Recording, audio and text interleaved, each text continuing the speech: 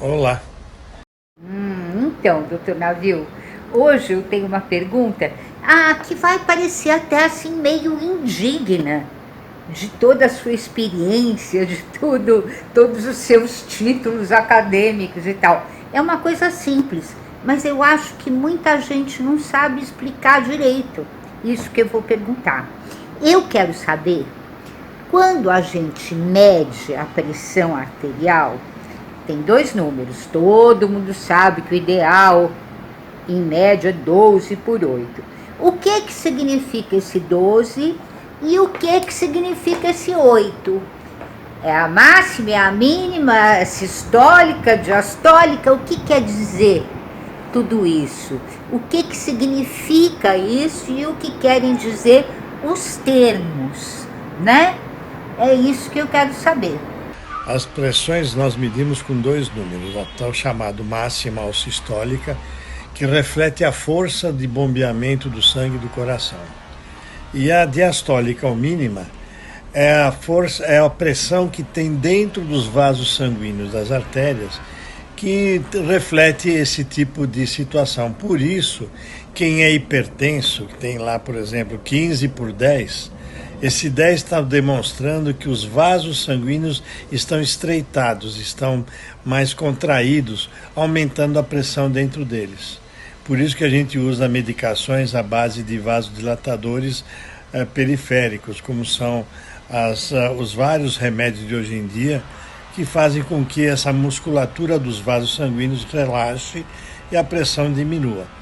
Hipertensão é uma doença crônica, incurável, mas tratável. Agora, se você perde peso, está sendo aquele peso em excesso que você tinha, controla a pressão direitinho, você vai ter uma vida longa sem complicações na maior parte das vezes. Por isso que é importante você nunca parar no meio do caminho. Hipertensão, que nós no mês de abril comemoramos a data de prevenção da hipertensão no dia 26, é importante que você mantenha o tratamento e quando houver uma mudança nos níveis de pressão, por exemplo, caiu demais, converse com o seu médico para ele trocar a medicação.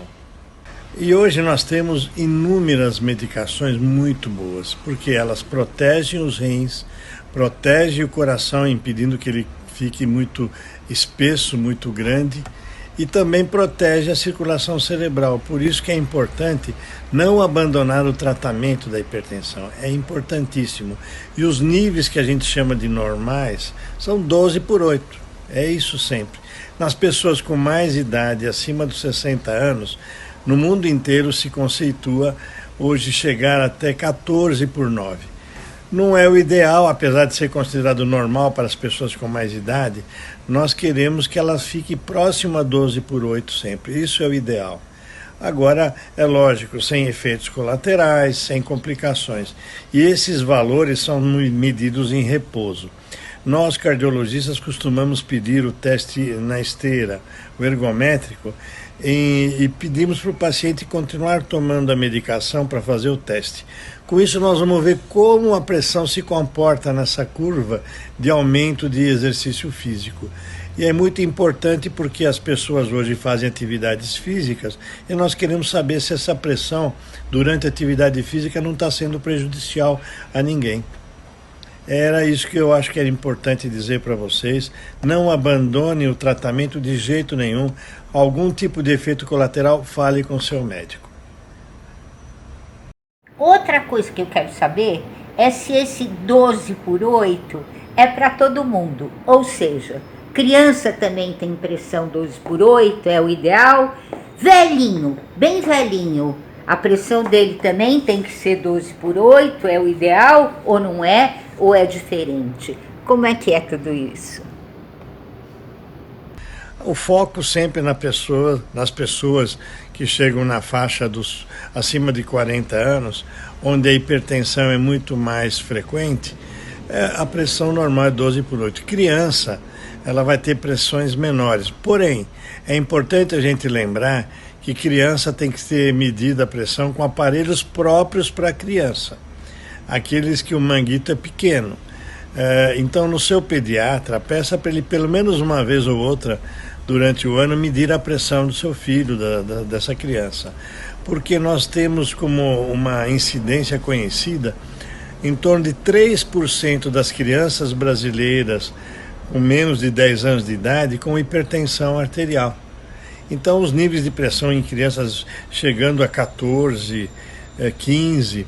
Então, é importante essas crianças com hipertensão desse tipo, principalmente da máxima, da sistólica, iniciarem uma conduta de modificação de hábitos alimentares e também evitar a obesidade. É muito importante isso, porque uma criança hipertensa vai ser um adulto com problemas importantes na sua vida, principalmente nos seus órgãos como rim, coração e cérebro.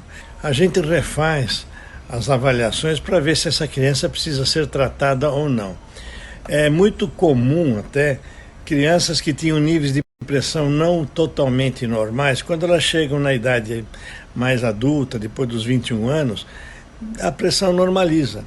Então aí, manter hábitos saudáveis, evitar o consumo do sal em excesso, fazer atividades físicas, não ganhar peso que fique obeso e assim por diante, a gente consegue controlar essas crianças que chegaram na idade adulta para não desenvolver hipertensão no futuro.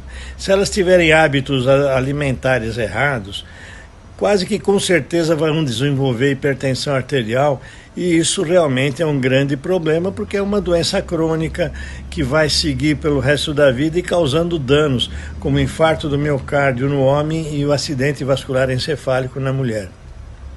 Geralmente a hipertensão não controlada leva a mulher a morrer de AVC ou ficar sequelada de AVC, e o homem de infarto do miocárdio e as suas consequências todas. Ei, doutor Nabil, depois de tantos anos fazendo televisão juntos, comunicação, mídia, um monte de coisa, né? Você, eu, o Caetano, a gente acabou ficando amigo mesmo, né? Então, muito obrigada, meu amigo, nosso amigo, pelas suas respostas. Para esse vídeo aqui, no portal Saúde Livros e na janela da Paulista. Hoje, gravado à distância, mas nem sempre é assim. Eu queria agradecer a oportunidade, Isabel, e mandar um grande abraço a todos que nos ouviram. Realmente é importante a gente lembrar sempre. A informação médica feita com qualidade, com ética, como você faz sempre, Isabel, é sempre um orgulho, e a gente fica muito satisfeito de poder participar das suas janelas na Paulista.